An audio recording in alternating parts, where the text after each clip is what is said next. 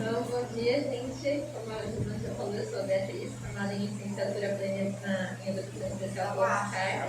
Tá baixinho? Não sei se é o microfone. Se eu colocar mais perto, Pode tirar. Agora tá mais bonita. Olha, ele é parado.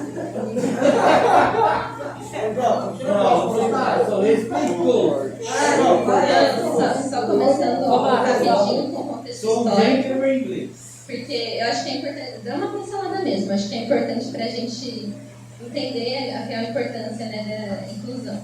Então, né, antigamente, na Idade Antiga e Média, as pessoas com deficiência tinham permissão, os pais tinham permissão para, né, exterminar essas pessoas, então, tipo, elas não existiam. Praticamente isso. Com o cristianismo, começou a mudar um pouco o olhar, né? Começou a ter um olhar mais de caridade para essas pessoas, então elas começaram a ser um pouco mais vistas, mas por muito tempo elas foram consideradas ineducáveis, né? Com o Renascimento começaram a falar mais sobre os direitos universais, né, para todos, isso começou a mudar um pouco, então parte da população começou a ter uma visão diferente.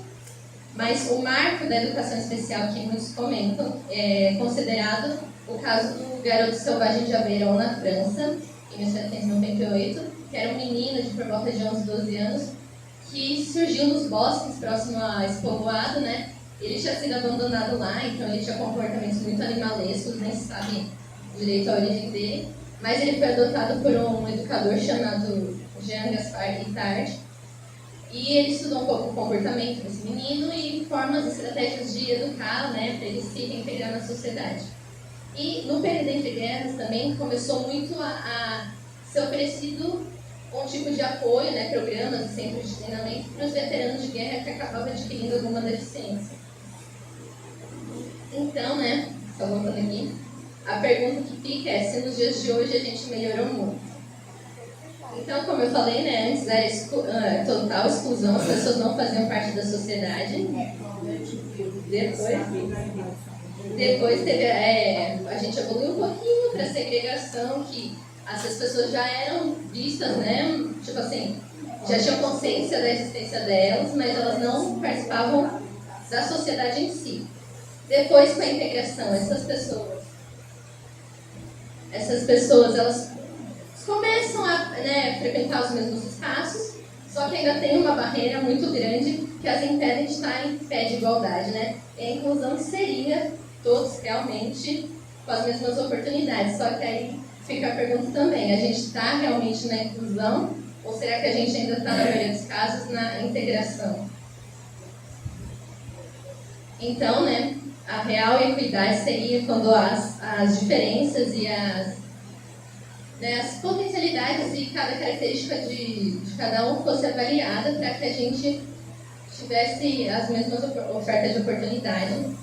E também uma forma da gente, né, não só a oferta, mas da gente permanecer em algo. Então não adianta assim, né, só ofertar cotas se quando a pessoa entra no ensino universitário ela não tem como permanecer lá. Então, né, a educação especial ela surgiu de muitas lutas, grandes marcos como a Declaração de Salamanca, a aprovação da Constituição de 88 e a LDB de 96. Então, o público-alvo, né, que a gente chama da educação especial, são as pessoas com deficiência, transtornos globais do desenvolvimento e altas habilidades de superdotação. Transtornos globais do desenvolvimento, basicamente, né, o autismo se encaixa nele. Então, só falando um pouquinho, né, da atuação do professor de educação especial, além da sala de recursos, ou AEE, também tem o ensino colaborativo, que ele trabalha em sala de aula, né, com o professor de ensino regular, tendo essa parceria, e outras áreas que a gente pode atuar, as instituições, atendimento particular e empresas até na área de acessibilidade, né. Então, mas a gente precisa desmistificar, por exemplo, quando eu estava no estágio, né, a professora comentava assim, vai lá com o seu aluno para o fundo e eu continuo minha aula aqui, né, mas tipo, o aluno não era meu, ele era da escola, né.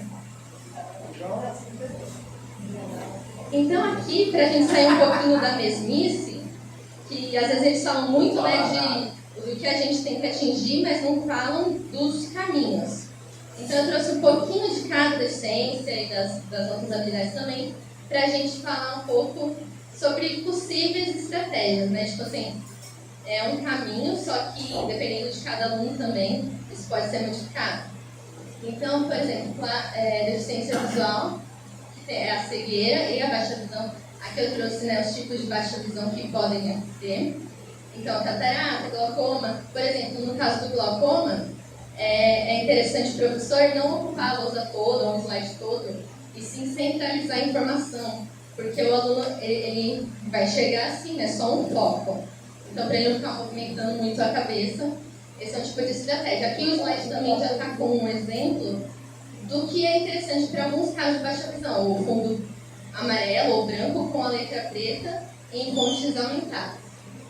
Aí também, né, além do piso tátil, das questões de acessibilidade física, por exemplo, na educação física, uma estratégia muito interessante que eu já vi utilizada é guizos, né, nas bolas de futebol, enfim, basquete, e materiais de tecnologia assistiva que podem ser confeccionados pelo professor de baixo custo, né? Então, por exemplo, um mapa assim, de EVA em alto relevo, utilizar algum barbante para a pessoa passar a mão e sentir, e materiais em braille, dependendo, né, se a pessoa ela utiliza de braille, ou como eu falei, fonte modificada, e o plano inclinado, que é muito interessante, porque não só para as pessoas com deficiência visual, mas às vezes quando tem a memória de trabalho prejudicada, né, porque ela enxerga mais assim, como uma coisa única, em vez de ficar olhando o tempo todo para o caderno e para a lousa, que ela perde o raciocínio, a atenção. E softwares de voz e de tela para informática, né, para utilizar computador. Então, agora a deficiência auditiva e surdez. A diferença, né, da deficiente auditiva e surdez, lá como que eu chamo, é basicamente o surdo é o que utiliza a língua de sinais. E o deficiente auditivo não faz uso, ele pode utilizar aparelho auditivo, né, mas ele não faz uso da Libras. Então, para o aluno surdo, não, realmente eu vejo como algo muito difícil dele estudar na escola sem um intérprete, né? O intérprete é essencial porque a Libras deve ser a L1, né? A primeira língua do surdo. E o português é a segunda língua dele. Ele se comunica pela escrita em português, mas a língua considerada mãe dele vai ser a Libras, por mais que ele tenha aprendido depois do português, né? E em caso, é claro, dos deficientes auditivos, evitar ruídos externos, tudo ser minimizado e ele sentar, é claro, mais próximo ao professor. Aí aqui alguns recursos, né, também. O alfabeto manual para ensinar algumas sílabas, né, ensinar o português. Já tem alguns recursos à venda, assim, como o alfabeto ilustrado. E aqui para ensinar cores, por exemplo, a configuração de mão e aqui embaixo as cores que representam cada uma delas. A deficiência física, então, é muito interessante uma matéria que eu tive falava só sobre tecnologia assistiva. Então, o inclinado, o lápis engrossado, que a gente pode fazer facinho em casa. Esses recursos, alguns têm que ser comprados. A tesoura adaptada. E assim vai, né? A gente, é muito importante sempre estar pesquisando, porque cada hora aparece coisa nova. Mas, enfim, a tecnologia assistiva, adaptações no espaço físico, de acordo com a necessidade de cada um. E quadros de comunicação para as pessoas com paralisia cerebral é muito interessante, porque é um tipo de comunicação alternativa, né? O meio deles está se comunicando com a gente. E propor, né, que os alunos também experimentem alguns desses recursos, porque às vezes pode servir para mais de um, e eles podem até acabar preferindo, né? Agora, o transtorno do espectro do autismo. O autismo, às vezes a gente tem uma falsa visão de que é como um déficit intelectual, mas na realidade não, o déficit é só na socialização, o que pode acabar prejudicando na parte escolar por conta disso, né? Por conta da comunicação, de ter essas barreiras. Mas é interessante algumas dicas aqui que eu pus. A modificação nas instruções das atividades, que é algo mais direto, sem figuras de linguagem ou questões abstratas, e também algo breve mesmo. E uma atividade, a gente até com as pessoas com deficiência intelectual também, utilizar a mesma atividade, só que modificar os objetivos para esse aluno. E está sempre, tanto para o autismo quanto para deficiência intelectual, relacionando com o concreto. Então, se o aluno gosta de fazer bolo, né, gosta de receita, trazer, por que não ensinar a matemática utilizando isso, né? Que é algo bem comum já, né? Só um exemplo. Diminuir os estímulos sonoros, quadros de rotina, que é muito, muito importante, porque eles estão muito apegados à rotina, né? E eles ficam com muita ansiedade se não sabem o que vai acontecer a seguir. Então, pode ter um para a sala toda, um só para esse aluno, né? Chegada, depois, alguma aula, parque, lanche, para ele já antecipar o que vai ter depois. E a comunicação aumentativa alternativa também, comunicação pela troca de figuras. É um caminho, pode ser de transição, ou até mesmo algo assim, que ele pode estar utilizando sempre. O reforço positivo, que pode ser um elogio, ou até mesmo a economia de fichas, que é muito usada, que por exemplo, o aluno ele termina cada etapa da tarefa e ganha uma ficha. Ao terminar a tarefa completa, ele entrega todas as fichas e ganha algum reforço, que seja um adesivo, coisas simples. Eu recomendo não utilizar muito reforços alimentícios, né? Mas assim também vai ter essa economia, ele não vai ter o reforço toda pequena etapa, ele vai ter ao final de uma tarefa, né? As fichas são entregues a cada etapa e ao final da tarefa completa ele recebe o reforço. E apoio visual, que já está incluído em tudo. Agora, a superdotação e altas habilidades, que tem muitos mitos para desmistificar. Então, aqui eu trouxe os novos tipos de inteligência, né? Só que essas não são... o potencial da pessoa com superdotação das habilidades vão ser nas áreas seguintes: acadêmica, liderança, artística, intelectual ou psicomotricidade. Não vai ser em todas, é uma delas. Então, por exemplo, a artística pode englobar a inteligência linguística e interpessoal. Aquele tipo de inteligência lá são as áreas, que é algo mais amplo.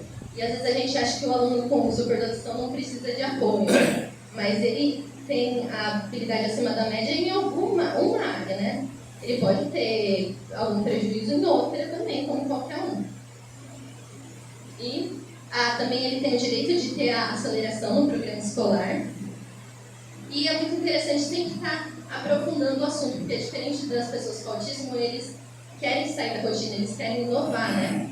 Então, relacionar, às vezes, a alguma área que pode não ser do currículo escolar, relacionar a habilidade dele, por exemplo, se for na área espacial, relacionar isso com a matemática, mas isso não tem no currículo, mas está trazendo, né, fazendo essa referência, essa interdisciplinaridade. E ficar atento e identificar o potencial desses alunos para aprofundar, né? Então, ter oficinas, monitoria, competições, jogos criativos, é sempre uma boa ideia. Então, a superdotação, se não for estimulada, ele não vai acabar, né, atingindo também. Então, é uma capacidade acima da média, são os 3 anéis que a gente chama, né? Criatividade e comprometimento com a tarefa. Se ele não estiver comprometido, estiver desestimulado, ele não vai atingir o máximo potencial dele, né? E alguns pontos que são muito comuns nas pessoas com altas habilidades às vezes, resistência a alguma imposição de tarefa, omissão de alguns detalhes nas resoluções de problemas, não aceitar a rotina e dificuldade de aceitar aquilo que é ilógico, explicado superficialmente, tédio, ansiedade e irritabilidade. A deficiência intelectual, então, como eu falei, relacionar com o concreto, muito apoio visual, as instruções claras, sempre mostrando o passo a passo. Por exemplo, aqui eu pus essa imagem para exemplificar. Quanto menor a abstração, mais fácil a compreensão. Não é que ele não pode nunca ter algo abstrato, né? Mas ele tem que entender como isso virou isso, né? Então está sempre demonstrando para ele. E a gente também com objetivos individualizados, mas que contemplem o que os outros estão sendo ensinados também. Esclarecimento de dicas, que é muito importante. Então, por exemplo, se a criança está aprendendo a ler e escrever, ela está com o pontilhado e o apoio motor do professor. Aí você não vai tirar os 2 apoios de uma vez, mas você tira primeiro o seu apoio motor, não vai mais pegar na mão do aluno, mas vai continuar com o pontilhado e depois sim retirar. Então, gradual. Retirar os apoios de forma bem gradual. Reforço positivo, algo que eu precisei colocar, não infantilizar o aluno, né? Porque às vezes o aluno com deficiência intelectual está no ensino médio e está tendo alguma atividade assim, para crianças de quinta série. E trocar o está errado por vamos tentar de novo, porque eles muito provavelmente já enfrentaram muitas frustrações, comparação com os colegas. Então isso cria uma ansiedade na aprendizagem, né? Até pra gente. Muitas vezes na matemática eu tinha essa ansiedade porque errava várias vezes e começava a ficar frustrada. Então, né, cada um tem sua dificuldade realmente. Mas se o professor estiver sempre incentivando, estimulando, ele perde um pouco desse bloqueio. Então, para confirmar se o aluno entendeu, pedir que ele repita se for alguma instrução ou que faça de novo a resolução que o professor exemplificou. Sabemos, né, que existem várias outras questões das deficiências múltiplas, dislexia, TDA, né, transtorno de déficit de atenção, e o transtorno de déficit de atenção com hiperatividade, descalculia, enfim. Mas essas dicas elas podem ajudar de forma. São caminhos possíveis, né? Depende muito de cada um, mas são coisas que eu gostaria de ter realmente visto, né? Caminhos para cada um, mesmo que a pessoa com autismo não vai. Duas pessoas com autismo não vão precisar necessariamente da mesma coisa, claro. Porque elas têm suas particularidades, suas vivências, enfim. Mas é interessante ter algo mais para a gente ser direcionado, né? Algo também muito importante, o PEI, que é para uma avaliação individualizada, né? Para ele estar, assim que o aluno chega, você entrevistar os pais, às vezes, né? Tá fazendo essa busca do repertório dele, não só das dificuldades, mas das potencialidades, para depois criar um planejamento individualizado e intervir. Então, é muito importante conhecer antes, né, realmente as particularidades. E para qualquer aluno, né, estar relacionando com o assunto que ele já conhece e gosta é muito, muito importante. Falo por mim mesmo enquanto aluna. Incentivar sempre, não reforçar o erro na frente dos demais, porque quando algum professor reforçar o meu erro, eu parava de fazer perguntas, às vezes nem teria mais prestado atenção na aula. Acreditar no potencial sempre, não utilizar termos capacitistas, né, e trazer a família do aluno para perto, porque eles são grandes aliados na aprendizagem. Realmente, nos estágios eu percebi isso, tipo, sem a família a gente tem um bloqueio. Às vezes os pais, inclusive, são maior dificuldade que os alunos, né? Porque eles, às vezes, ficam muito naquele superproteção, né? E a gente tem que também instruir eles, conscientizar os pais. Deixa eu ver aqui nas minhas anotações se tem algo. O que é TDA? TDA é transtorno de déficit de atenção sem a hiperatividade. Então, o aluno, né, ele tem que ser agente ativo, não só um receptor das informações. Então, às vezes a gente não sabe o caminho que utilizar, eu mesmo, é claro, né? A gente sempre tem dúvida. Mas a gente sempre esquece do básico, que é perguntar para ele. Então, tipo assim, nas formações continuadas, a gente não vê representatividade. Por exemplo, um adulto com deficiência intelectual dando algum relato, né, falando como que ele prefere aprender qual caminho não deu certo. Então, isso é muito importante, ouvir o aluno, né? E é claro, a parceria entre o professor de educação especial e o professor de ensino regular, porque às vezes a gente fica muito isolado na escola, o professor de educação especial, né? Como eu falei, vai lá pro canto do seu aluno, mas como a gente vai ensinar alguma coisa sem o professor passar o plano de ensino antes, ou sem auxiliar como que ele ensina para os outros alunos? Porque, por exemplo, eu não consegui ensinar uma operação matemática complexa no aluno. Então, tipo, o professor de matemática, ele me passa a informação, me ensina realmente a fazer a operação, e eu passo as dicas, né? É uma troca, eu passo cada um na sua área, né? E de caminhos que podem facilitar. Então, é muito importante a parceria entre os profissionais e a família. Eu acho que é mais isso.